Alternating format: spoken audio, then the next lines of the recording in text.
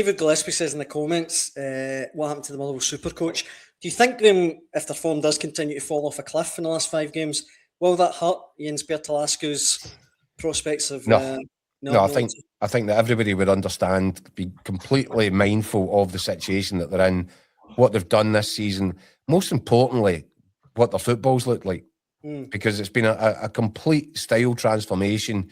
It's been terrific to watch. I think if you ask 99 out of 100 fans in this country would probably say that Motherwell's transformation, that's been the most incredible part of the season in terms of one team changing the way that Motherwell have changed and played the game, and it's been astonishing. And I think because of that, I think people would be understanding. If you're looking at him, I don't think you would put it that way if Motherwell fade a little bit over the final furlong, because they've had to put a lot of energy into this season, not running the biggest squad in the world. I know he's no stranger to making the odd change here and there at his starting lineup, but he's been working with a pretty small squad of players, and he's got the maximum out of them. So I don't think that would have any kind of impact on if somebody is looking at him as a potential new manager for next season. I don't think what Motherwell will do over the course of the last few weeks of the season will make a blind bit of difference to that. Mick? I think it makes a harder sell if the season peters out for Motherwell and they miss out in Europe. I think it would be criminal. I think they deserve a place in Europe after the way they played this year. So I think you need a big push to finish and make sure they get that European place. I think if it doesn't, it's a harder sell for Celtic, that kind of appointment. I still think that's too big a gamble for Celtic, Askou. I think if there was an established structure in place at Celtic with a director of football, a head of recruitment, a chairman, all these positions in place for him to walk into, that I think he could be a coach and do well. But Celtic needs such a big rebuild with so little support structure. I think it's too big for that kind of job, for that kind of guy who's after a season at Motherwell and a season managing in the Faroes and a few coaching jobs. It's too much. I mean, I think he's a great coach. I think he's got. I wasn't talking about Celtic specifically. Sorry, but now you have brought Celtic up. I was, Mick, to be fair. That's what I mean. I mean, you can't fail to be impressed with what he's done. Totally. And if you're on the Celtic board, although who knows how they think, you would look at it surely and think, well, if he can do that with a fairly average bunch of kind of Motherwell players, I mean, I don't want to call them, I think it's disrespectful, journeyman and all that, but I've heard it used. But, I think everybody realises what you mean. They're not big earners. They're not not invested millions and millions and millions of pounds into this squad of players. So if he can do that with those limits on him, restraining him, then the question would be automatically, what could he do with a squad which is funded to the level that Celtic's is funded?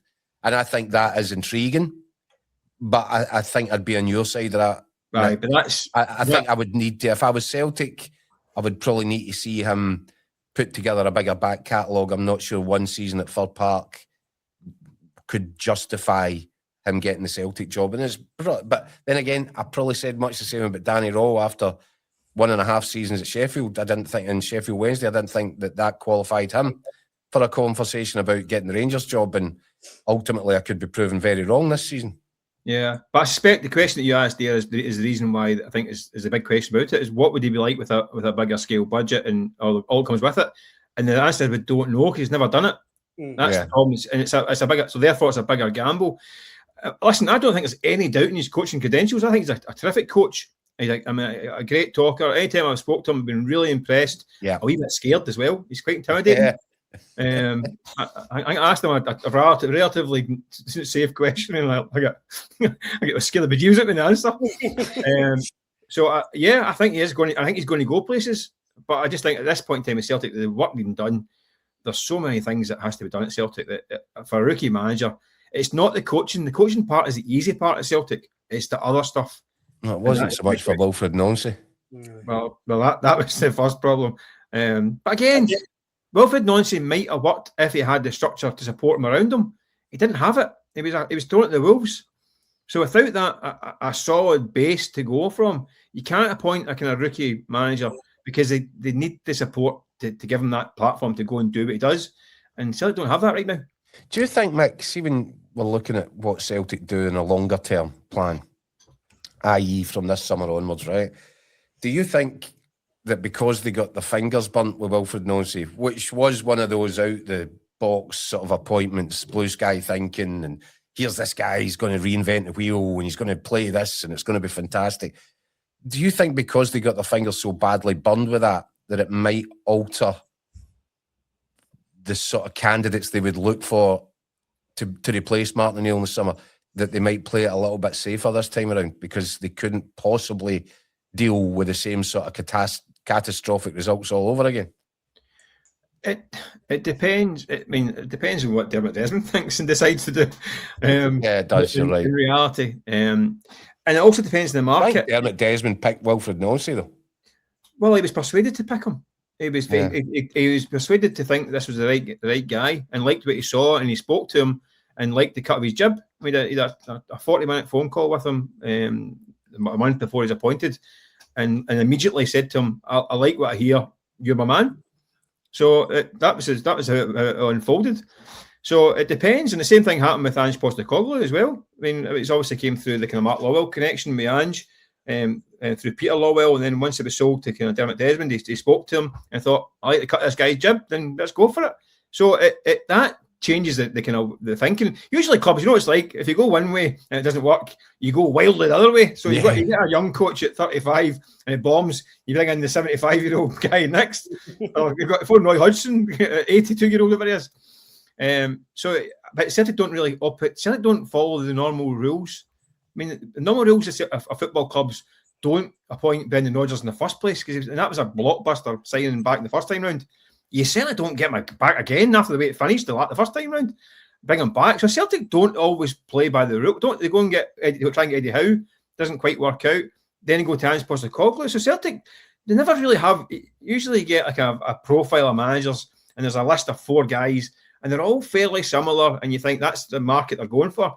They tend to be Celtic. It can be 4 guys from 4 parts of the globe, 4 different age groups, styles. It's a slightly different way of operating. They don't play by the rules, Celtic, it comes to this kind of stuff with management. So they could go in a variety of different directions. It wouldn't surprise me with either, to be honest. There's a mini debate, guys, in the comments about Neil Lennon potentially coming back to Celtic. John McCauley's one of them. He says Martin O'Neill stays as director of football with Neil Lennon as manager. Could you see it, perhaps? Badger says, I could see Neil Lennon back at Celtic, considering what he's done at Dunfermline. Celtic go back to what they know best. I mean, is that a completely ridiculous shout, or... Well, the very fact that Martin O'Neill's in the dugout just now, more than 2 decades after his first stint, does show you that Celtic have previous for this, and Brendan Rodgers come back twice. They do. That is part of Dermot Desmond's decision-making process, isn't it? It's been proven before. I think it would be highly unlikely, because I think it would be a hard sale, despite the fact that what Neil Lennon's currently achieving, getting Dunfermline to a Scottish Cup final. I'd struggle to see it. But at the same time, Martin O'Neill moves upstairs, whether it's a director of football role, whether it's a chairmanship, and Neil Lennon goes in. Maybe on a wave of sentimentality, Celtic might go for it, but I don't think so. I think the fans are wanting a more progressive, sort of clean slate approach, something much more contemporary. I think that with the majority of the fans would be in that boat, and I think that would make that idea a pretty hard sell.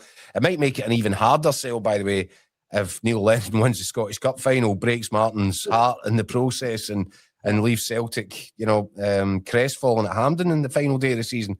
As we said, that'd make him the pantomime villain at Celtic, one of the biggest pantomime villains of all time, if he stops Martin O'Neill for getting his hands on that trophy at the end of the season.